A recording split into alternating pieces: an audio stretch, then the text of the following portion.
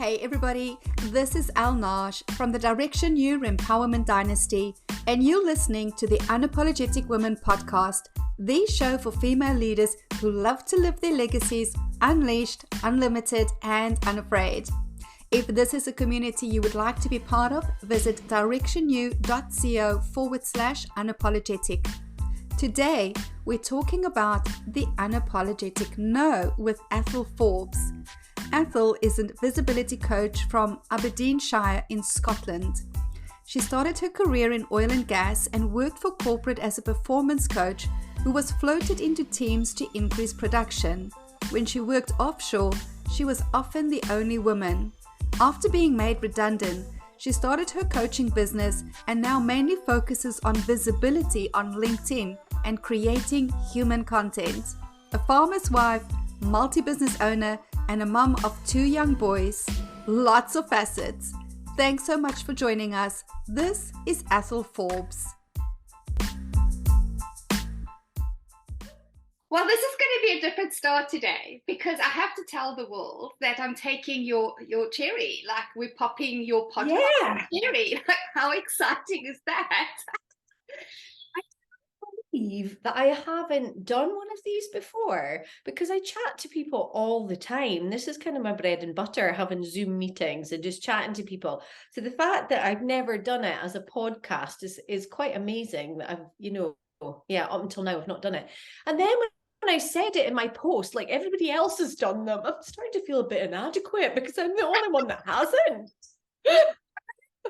Yes, because I remember when I first went onto my first podcast, I was like so nervous because I had a preconceived idea of what a podcast is and how I had to show up and what the expectations were and all the normal things that we, especially as professional women, do, right? Let's be honest about that.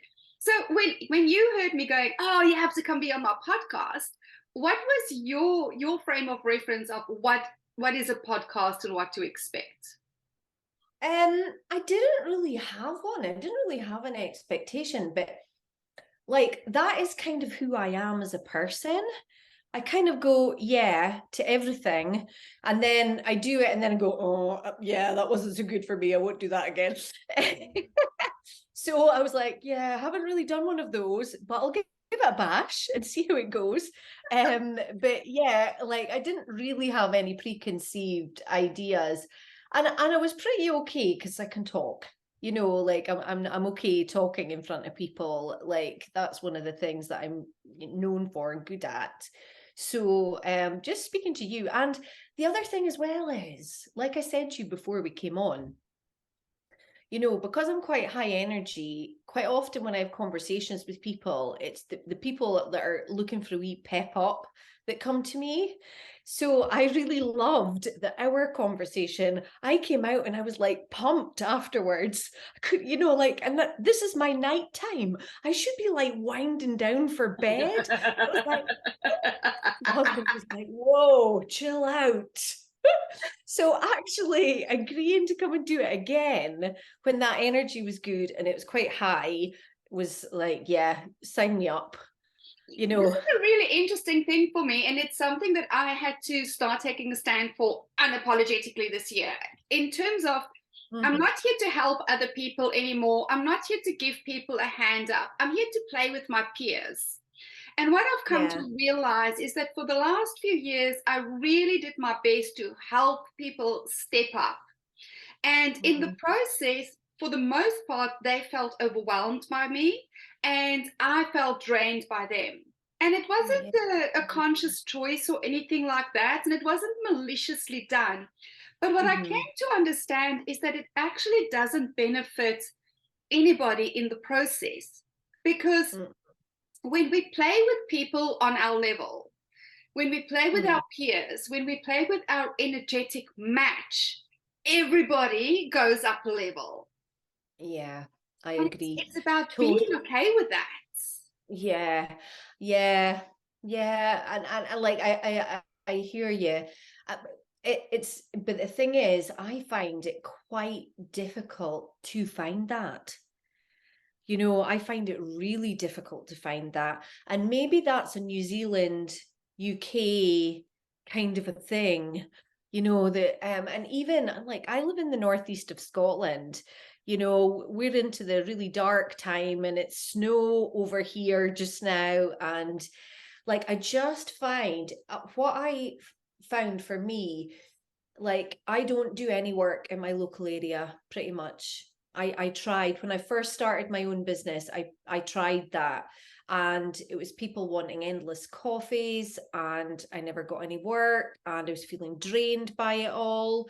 It just didn't work for me. So lockdown happened and it was the best thing to happen to me, because what happened was it picked me up of Aberdeen and it put me like everywhere. And in the UK, like nearly most of my customers are English. So like Bristol, London, Manchester, and that is how I met Tracy. So, and then Tracy who connected us. So actually me being lifted out of my own area and being able to go anywhere was like the best thing that could have happened for me. And I think you're maybe a step ahead of me, where you're like proactively selecting higher energy to lift yourself. I'm not quite at that stage yet, because I feel for me, I do give my hand out to other people behind me, because I was there, you know, and there was quite a few people were kind enough to put their hand out to me too, and I feel like I need to repay that in some way. But it's amazing the tiny little things that make a huge difference to somebody, you know, like things that inconsequential things. Like I've done speaking a few times, and one of my favorite stories about that was I had done a speaking workshop and I told this story about my colleague that I worked with, and I was really stressed, and we ended up having an argument in the lobby of this like massive career changing meeting. And it was career changing because just that morning my mum had called and told me that they were stopping her treatment for cancer, and I had got my auntie to take her to the hospital that day because I had this massive meeting. And so anyway, at lunchtime she phoned and told me, and I was absolutely destroyed. And I went back into my team, and this was like, for me, this meeting was a massive meeting for me. And we'd been trying to get these leaders together into this meeting that they regularly had for a year, and we'd got to get in. And Freddie that I worked with, he was like, I can do it, Athole, but it just won't be the same without you. You know that it won't be the same without you being there. And he says, and I just don't want you to miss the opportunity of this. And my mum was like, don't you dare come home. If you can't change anything this afternoon, if you come home, I'll be really angry. You can't change what they've said. And, you know, so I sat there and I was like, I don't even know how I'm going to be able to do this meeting. And then Freddie was like, I'll drive, you know, you don't even have to drive there. I'll drive you there. So we got there, and anyway, we're standing in the lobby, and he said, I've got something for you. So I was expecting this, like, and he reached into his bag and he handed me a banana. I was like, are you on drugs? How is that going to help? And he said, well, I read somewhere that if you eat a banana, it calms your nerves. I'm like, Freddie, he's like, just eat the banana. And the thing is, Freddie was so kind and nice. He was like being really stroppy with me. So anyway, I ate the banana. And we went into the meeting, and it was like an outer body experience. We went in with our elbows out, like ready to be fighting them to get us to come and do the work. And I, like, you know, when you drive somewhere and you're like, how did I get here? That's what happened. Yeah. And like, it was like the whole meeting didn't happen. And then it was like I walked through the door, nothing happened. And the next thing I knew, I was at the end where we were due to finish. And they were arguing over which team we would go and work with first. And I came away going, what on earth happened there? I just like switched into another gear where I was totally not like with myself. It was the most weird weird thing to happen. So anyway, I'd gone to do a speaking gig. I told that story, and then I went to do a speaking gig probably about 2 years after that. And I was waiting at the side of the stage, and this lady came past me, and she was obviously late, and she said, "Have you had a banana today?" And I'm like, I've only ever told that story once, but like that was a tiny little thing that you wouldn't think was an important thing, but obviously it meant something to her.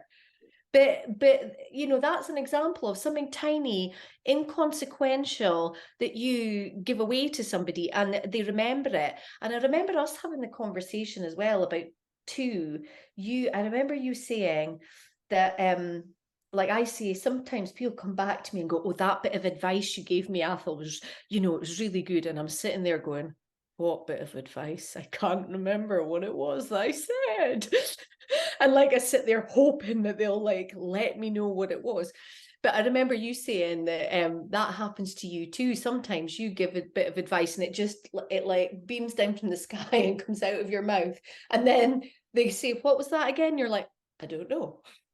And when you said that, I was like, I totally understand that, because that happens to me too. Yes. Isn't it odd? It comes to me and through me. And I am the receiver as I am the receiver. As in, if you think of a receiving tower, I am the receiver of the signal, and I get to receive the message, which is always a blessing for myself. And then I get to be the transmitter of that, and somebody else gets to receive. And that's how I came to understand that we really are enough. We can stop trying so bloody hard. We are enough. Things that for us is inconsequential and just seems obvious and stuff is a gift for other people. And that's why I stopped censoring myself. And it's why I've stopped thinking that, oh, well, you know, they don't need to hear this, or that's just stupid, or I'm not going to write this, or I'm not going to do this little thing. If it's authentic to me, then it's meant to be. And when it's meant to be, then it's always something that somebody else needs without them even knowing it, or without them needing to ask it. Because we're all in this together. We're co-creating. We're all in this together. Yeah, I think that's a really interesting thing, because like I did a video a little while ago about communication and like why children are much better at it than us. They think it, they say it, it's out, done. "I don't like you today, mummy," you know, or my wee one, "I'm going to kick you." He would come up and tell you he was going to kick you, and then he would kick you, you know, like ism he is. But it's just so like it just comes like right out. And what I did is I drew it on a board about how that works with adults. So basically, like the message comes, and before we've even got it out of our mouth, we're going, "Oh, I want this to land," and "Oh, I've been in this position before and it didn't go very well," and "Oh, I need to be polite," and "Oh, this needs to work." Like you've got all these mental filters that are, and then by the time the message comes out, it's all distorted from its truest intention. Yeah. And then it gets the other side, and the other person's got all like, "Oh, I've seen people like this before, you know, it didn't work, and yeah, I don't know if I like this person, and oh, they're a bit too forward," or like so the hearer's got all these filters as well. And so by the time the message comes from here, out your mouth and through the filters, over to the other person, through their filters, and then them to hear it, the intention of the message gets totally lost. Exactly. And whoever needs to hear the message don't hear it. And I had somebody reach out to me this morning, and she was like, "Oh, you know, the message isn't seem to be landing for people. They don't quite understand the concept of thought leadership. Should we then make it like a something?" And I said to her, here's what I've come to understand. When I use the language that I use, The people who are embodying thought leadership, creativity, artistry, pioneering, they get it. I don't need to explain it to them. When I don't use that language, they can't hear me because then I'm not speaking their language. When I start explaining things, it's people who think they want to be it. But it's like little girls who all say they want to be ballerinas.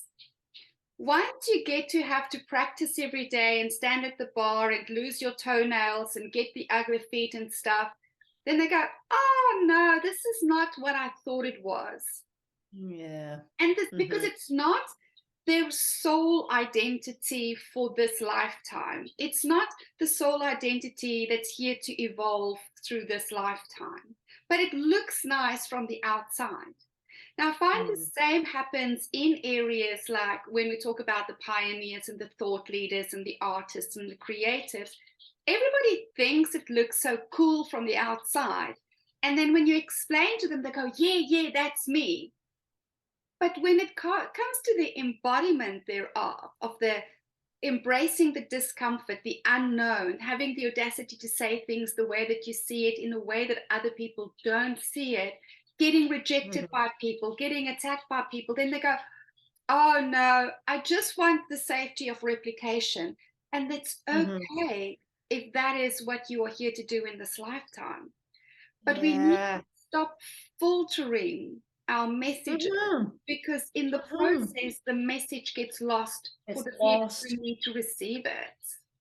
Absolutely. And, you know, like I was training some people yesterday, I think it was. And no, it was Monday, I was training them. And we were speaking about feedback. Now, feedback is my job. Like, that is all I do all day, every day. People speak to me about stuff and I go, have you thought about this? You could do that. I don't know. Like, that's what I do. That is my purpose on this planet, is, you know, feeding back to people stuff, whatever that is. But I think the thing about feedback is the memo that we don't get is you can tell people to get lost. You don't have to accept their feedback. And like what I say about feedback is I wish I had got that when I was so much younger. You know, I worked for a big corporate for 11 years, very male orientated, lots of really technical guys. And when it came to giving feedback, the feedback was often on me as a human being rather than my delivery of work.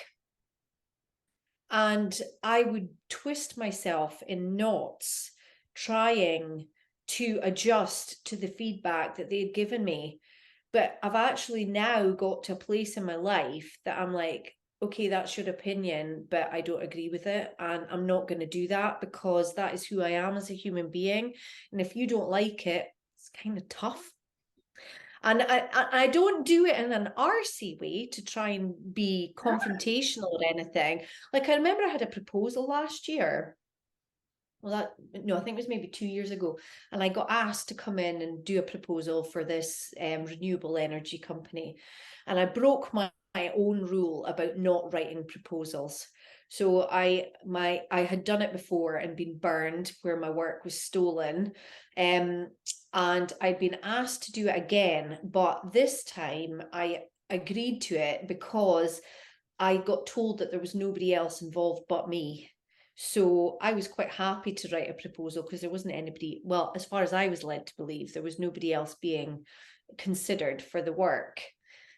So anyway, we did all the meetings and I wrote the proposal up and I had like a plan of how we were going to execute it, blah, blah, blah, blah. And then the guy that had asked me in, who loved me, was like, I thought the MD's wanting a meeting with you. And I'm like, okay. And he's gone and asked around about you and everything's been glowing, but there's been one thing that has come back that has worried him. And I'm like, okay. He said, you know, people are saying that you're quite direct. And I was like, but I am. And he said, he kind of did the sucking the air over his teeth thing. And I said, but that's why you love me. And he was like, yes, that is why I love you. And I said, and I wouldn't say I'm direct, I would say I'm honest. I said, but if you're wanting me to come in and be blowing smoke up people's backsides, that isn't what I'm all about. And, you know, maybe I'm not the right person for this work. And he was like, Athole. And I'm like, I'm being honest here. Like, I can't change who I am. And like, if he has an issue with my style, then he'd be better off getting somebody else.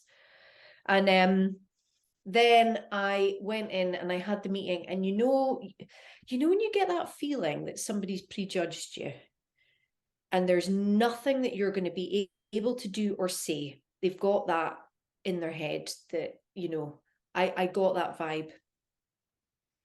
And about 3/4 of the way through the meeting, he then told me that they had gone to somebody else as well, and would I be willing to work with them?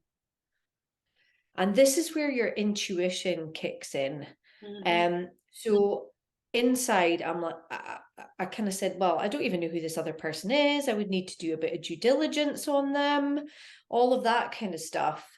And I put the phone, I finished the call, and I just got that in my stomach, pull it, pull it, pull it, pull it. And I went and I spoke to my husband about it, and he was like, Athole, that's a really quite, you know, it was a quite prestigious job. And he said, and it's not got an end date on it. You know, you could be working there for long enough. And I was like, I don't know, I've got a really bad feeling about this. So I didn't. And needless to say, I didn't win the work. But then I was kicking myself going, I knew what was the right thing to do there. I was angry at myself because I should have removed myself instead of letting myself be rejected. You know, and like I was letting myself be dragged instead of me directing. Yes. So like we all go through these things where we get a bit unconscious and we allow ourselves to be dragged on paths that aren't meant for us. And inside we know that it's the wrong thing to do. You know, like we've had this conversation. Every time you get a client that then it doesn't work out, and then you look back and you're like, do you know what? I knew that wasn't going to work. But, you know, so I think that's, you know, this is the unapologetic woman. That's where you need to get unapologetic.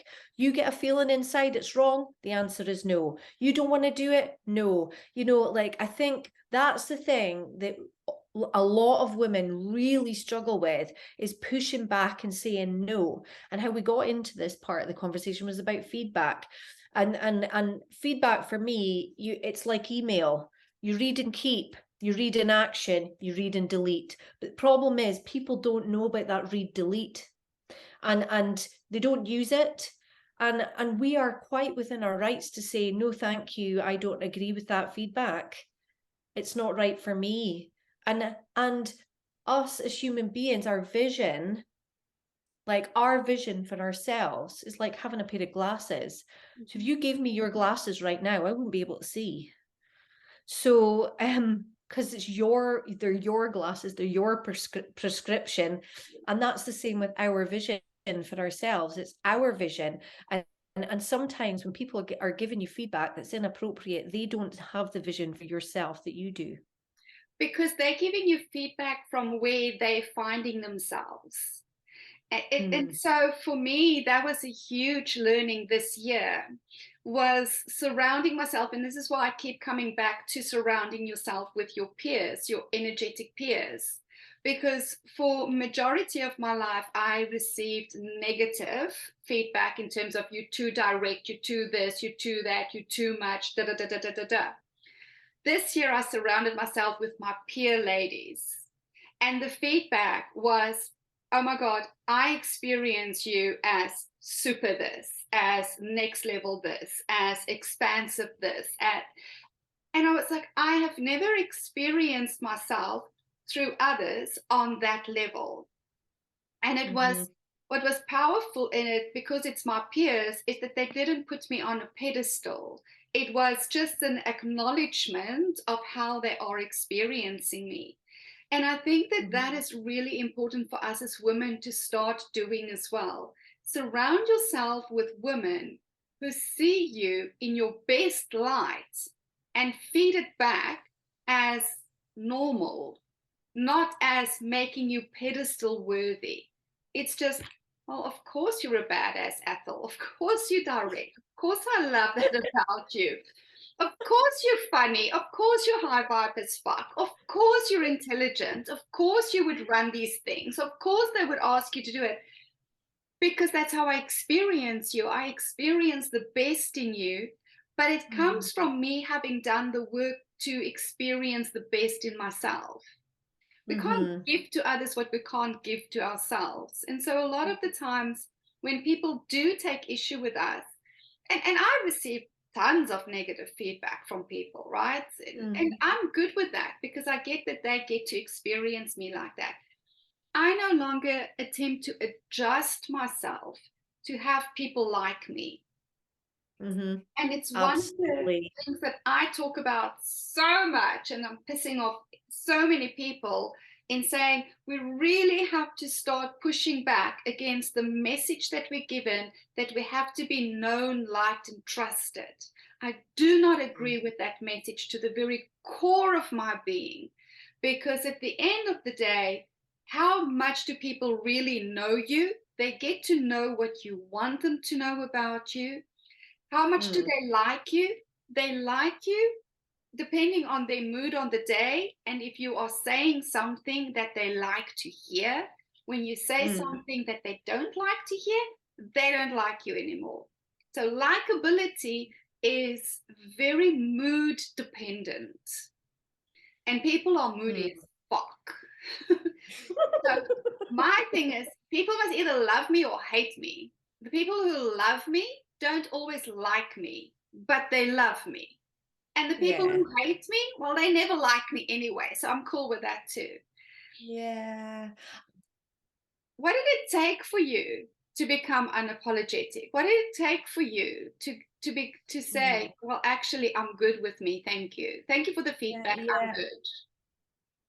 Do you know what? A lot of pain and getting through all that, and you know, looking back at it and going, well, that was really shit. But I'm still here. And, you know, lesser people might not have been able to cope and come through that sort of pain. And I know that you know, they always say that the universe doesn't give you more than you can handle. Oh my God, I must be like Goliath, Hercules type women, like, because I've had some really awful things happen to me. But and it's that old, what doesn't kill you makes you stronger. You know, like when you get through all of that stuff, some of the things that you stressed about when you're younger, you know, like they just seem ridiculous. Like how you look, how you come across to people, trying to fit in, you know, like all of those things that you think are super important when you're, say, in your 20s. By the time you get into your 40s, you're like, what a load of codswallop. I don't want to be the same as anyone else. I'm fine with the way that I am, and I'm good at things that other people are bad at, and they're good at things that I'm bad at. And it's all to do with making the best of what you've got. So I was speaking to somebody yesterday about, it's just your recipe, right? So your experience, the skills you've got, what your personality is like, all of those things. And all of us really are just trying to make the best out of the, you know, the ingredients that we've got to make our recipe as good as possible. You know, and it's being accepting of that. You know, sit me in front of a ton of spreadsheets, I can do it, but I'll want to die inside, you know. Get me chatting to people, I could do it all day, every day, and never get exhausted. You know, that's it. But knowing that about myself then means that, you know, like people are like, oh, woo-woo, navel gazing, you know, like looking inward. and trying to grow and learn about yourself, all of those things are not a waste of time, because then when you get really good with you and understand you, then it means it changes how you interact with the world outside, because you know, well, this is my special, and if I put it there, it won't work. So like I wrote a post today about your seed. You know, if you take a seed and you put it in the dark with no water and no light, it dies. Whereas if you take the seed and you put it in the light and you water it and somebody takes care of it, it grows and it blooms. And that's the same for us. But when you know what your seed is, you can put it in the right place. It's when you don't know what your seed is. And then the thing that frustrates me the most is people that are unwilling to look in to see what their seed is. Because they think it's and then scary.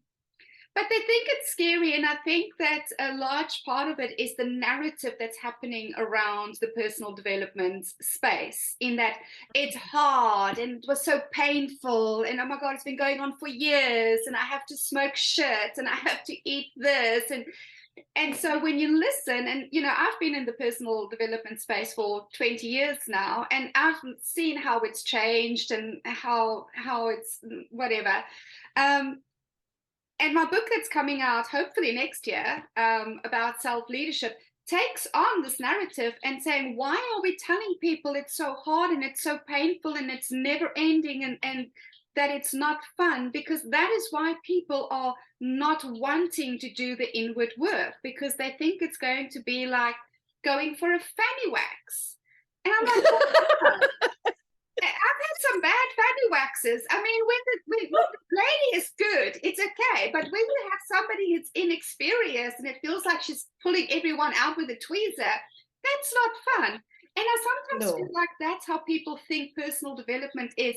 And it doesn't have to be. It gets to be fun. It gets to be joyful every day. It gets to be a beautiful experience every day for me. That's what I've created, because that's what I've decided. Yeah. And it's little things. Yes. Like, yeah, you know, like I think my son is going through some stuff at the moment. I think I have ADD through the stuff that he's going through. And it's great, because I always just thought I was thick. And that was what I was kind of like, I didn't read and write until I was older, you know, like I really, and then I'm always an A for effort type of a gal. You know, I don't have to do things. If and that's why I used to go, oh, you're full on.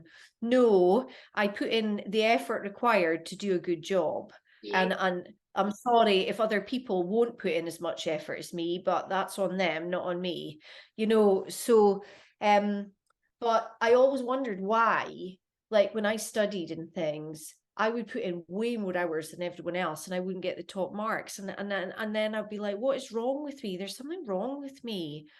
And then I found out, my son found out he had Irlen syndrome, which is a brain perceptional from your eyes thing. And it means you need coloured filters. And I found out that I've got Irlen, so that's probably why I struggled. Yeah. But the other thing that I learned was I interrupt people like all the time. Right. And I've had it repeated back to me. And the thing is, this is the difference. These are the things that make the difference. So that interruption, I was aware that I did. And I was aware how it appears to the other person. So it appears to the other person that I'm rude, that I'm not listening, that I'm not valuing what they're saying. That's from their perspective. But actually, from my perspective, it is me trying really hard to keep close to you in the conversation. It's me trying not to let my attention drift.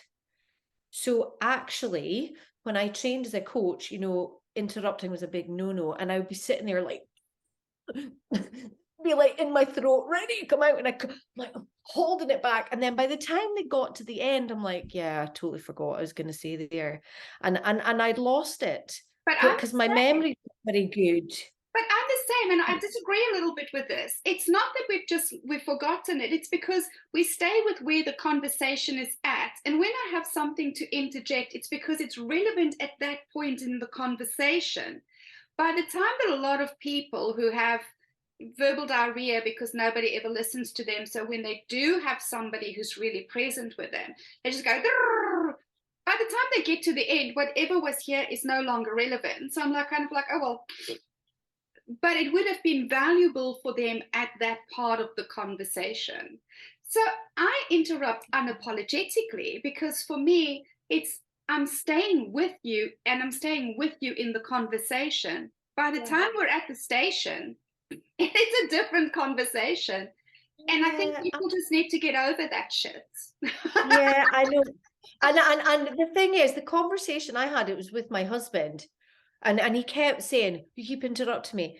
And I'm like, but I'm always going to interrupt you. We've been married for 15 years. You know, you think you would have maybe worked out by now that this is what happens when we have a conversation.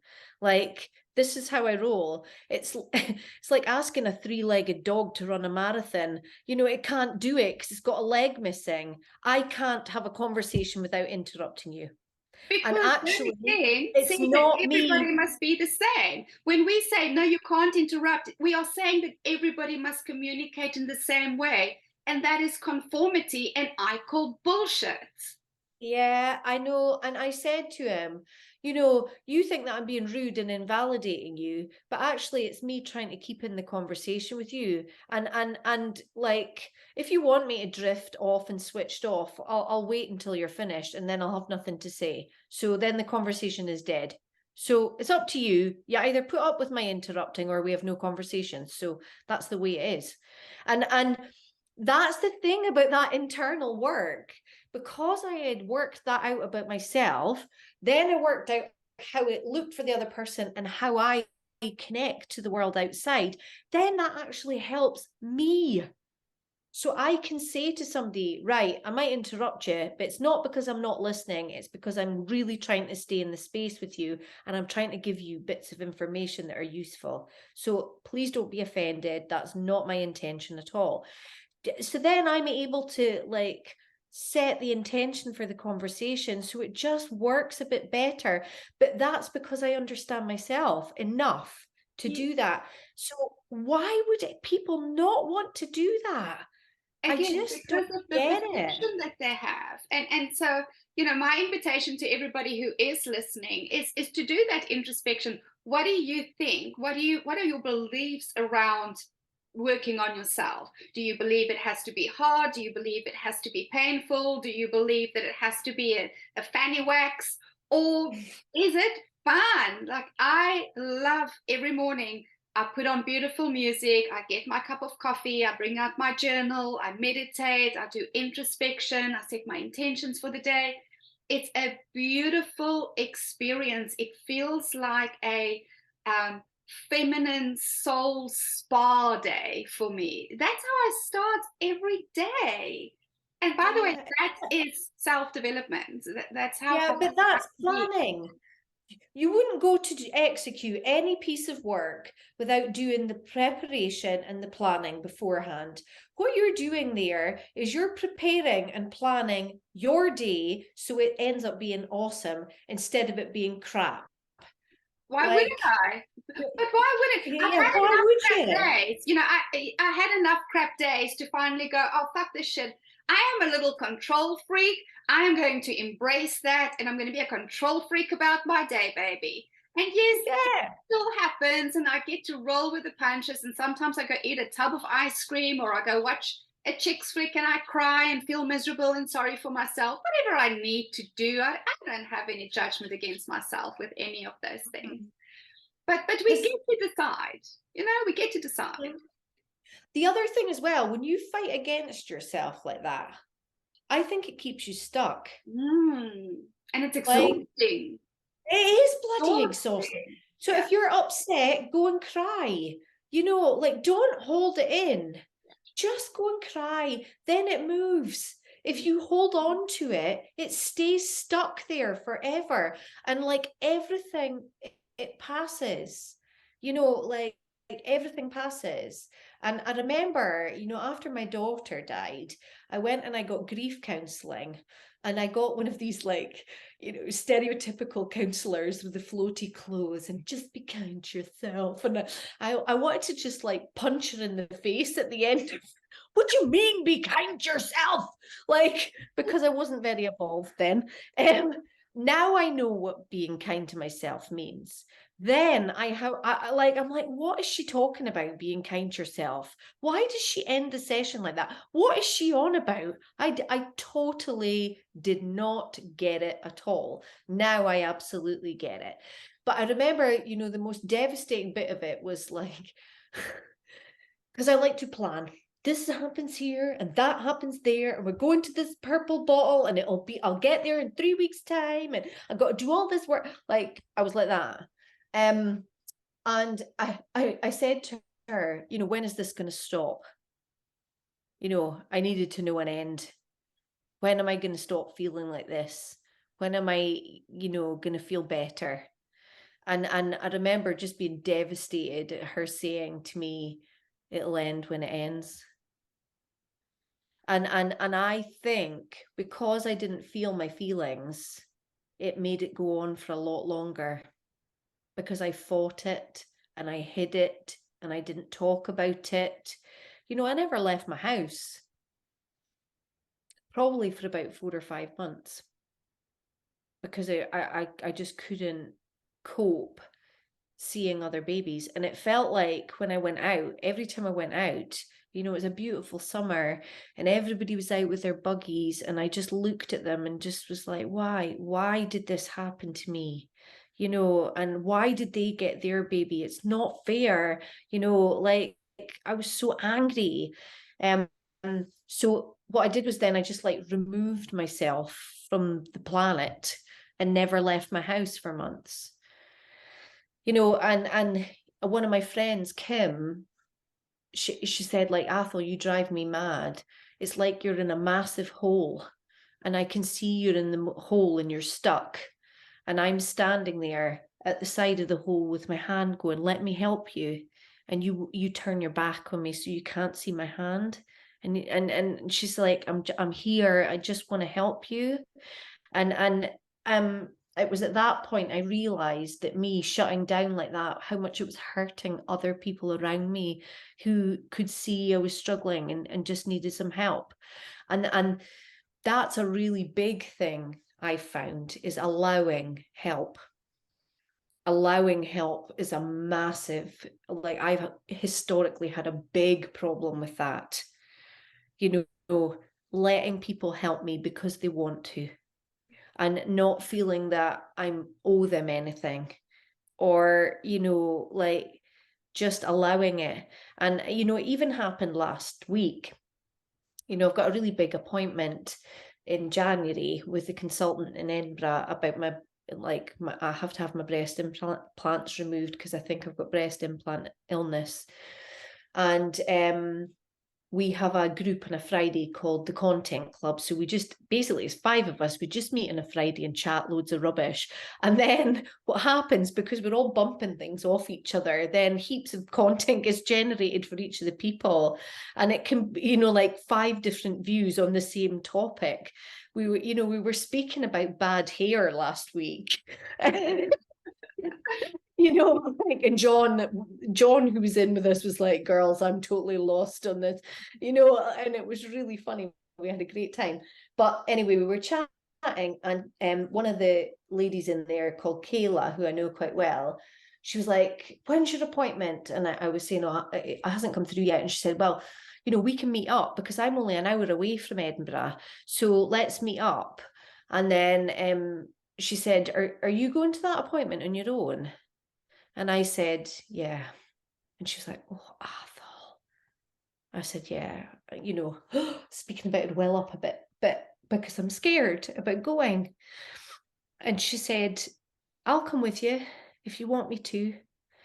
And I was just like, I said no. And then I afterwards I thought about it, and I was like, I need to work a bit harder at this. So then I phoned her afterwards and I said, that's really kind of you offering to come with me. And yet I would like you to come with me. So that allowing is a big thing, because I think, and this is to do with being stuck in that as well. It's allowing yourself to have the feelings.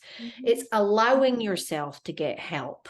It's allowing yourself to just be who you are, and it's like a self-imposed prison that we put ourselves into, and it's unnecessary.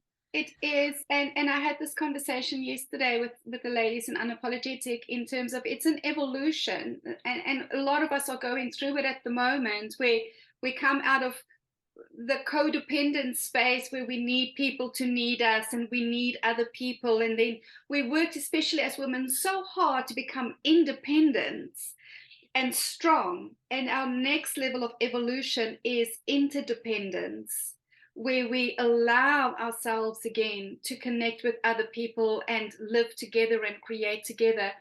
And it takes a lot of trust in ourselves and trust in other people. And a lot of us come from a background where things happen and we stop trusting others. And so it's just easier to control the elements by doing it ourselves and not needing other people. And you're not going to change that until you trust yourself that you're going to be okay regardless. And once we as women do that, we come back to, oh my God, yes, I'll let you be there for me, and I'll open myself up to this. And it takes a journey. It takes a journey.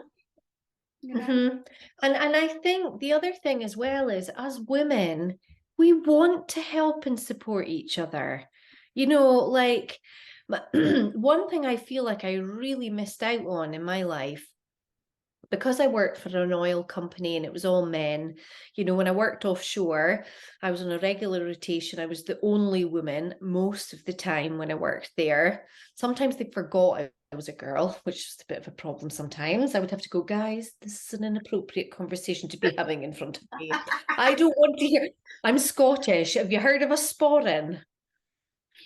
Do you know what a sporran is? No. On the front of your kilt, you've got like a wee handbag. Yeah, one of the inappropriate conversations was about sporrans and what happens, because you're not supposed to wear anything under your kilt. I'm like, la la la, guys, I don't want to be hearing about this. Thank you very much.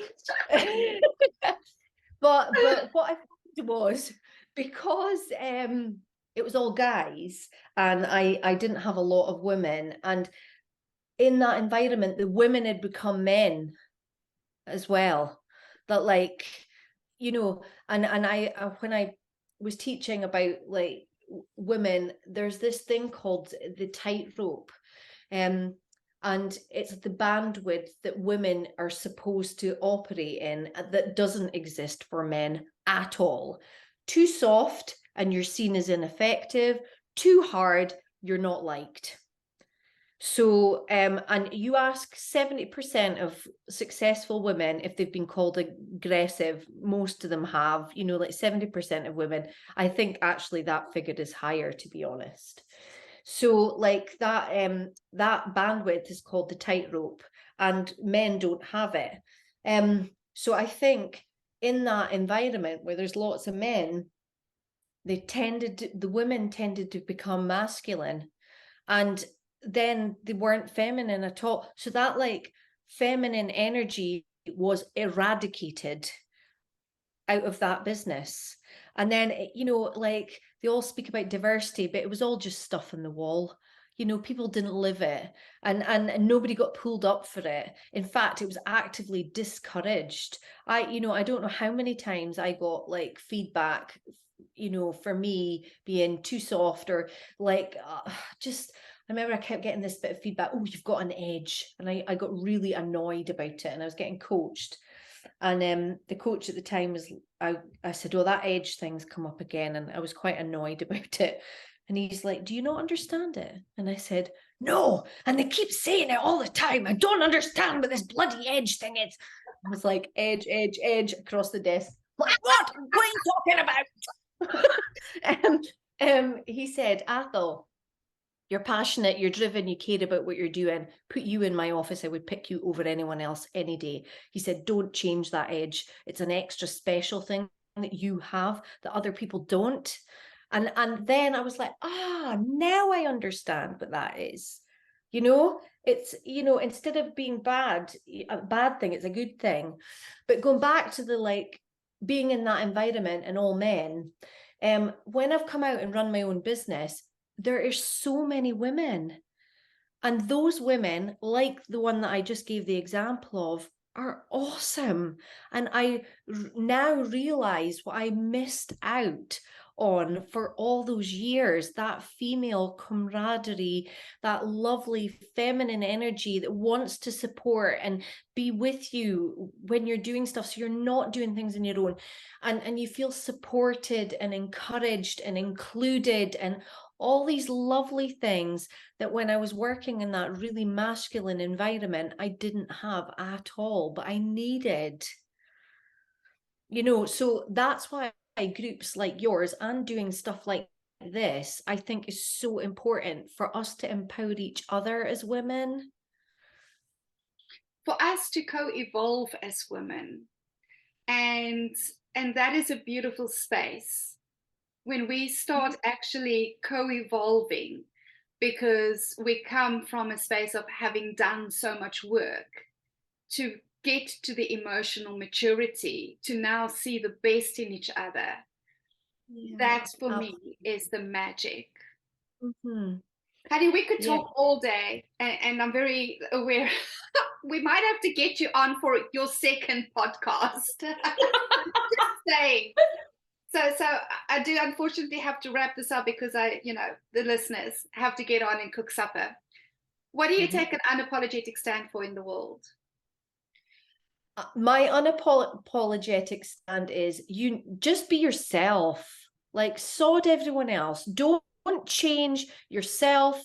You're fine the way you are. You're not broken. You're perfect. You are the way that you're supposed to be, and don't change it at all. Was this a pleasant enough experience that you're going to do this again?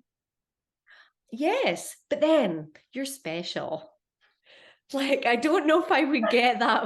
I don't know if I would get that elevated frequency, being able to go off like with other people. They'd probably be trying to make me stick to rules a bit too much. And I'm like, oh, right. No lubrication required with me. It's like all fun and shenanigans.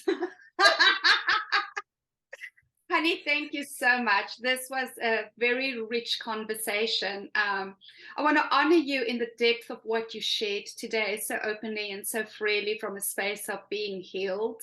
There was some really deep content here that I know a lot of women probably have never spoken about, that they have been through. How do these women connect with you? How do our listeners connect with you? Probably the best place to connect with me is LinkedIn. That's where I hang out most of the time. So, and I've got a really weird name. So it's Athole Forbes. It's Athole. There aren't that many. And if you do find any, they're usually guys, because my parents in their infinite wisdom gave me a boy's name. But if you look for an Athole and it's female, it'll be me. So connect with me on LinkedIn. That's probably the best place, and just drop me a DM. Yeah, beautiful. Thank you so much. And we will put the links down below for everybody as well. So that's the end of today. So to all the listeners, thank you so much for joining us. As always, I hope that you found incredible value in spending this time with us. Connect with Athole. She is the real thing. What you see is what you get with her, and why wouldn't you want to connect with her? Honestly, I only bring fabulous women onto the show anyway. Thank you so much for this, and we look forward to having another power conversation with you next week for the Unapologetically Gifted Businesswoman podcast. Have an amazing day further. Cheers.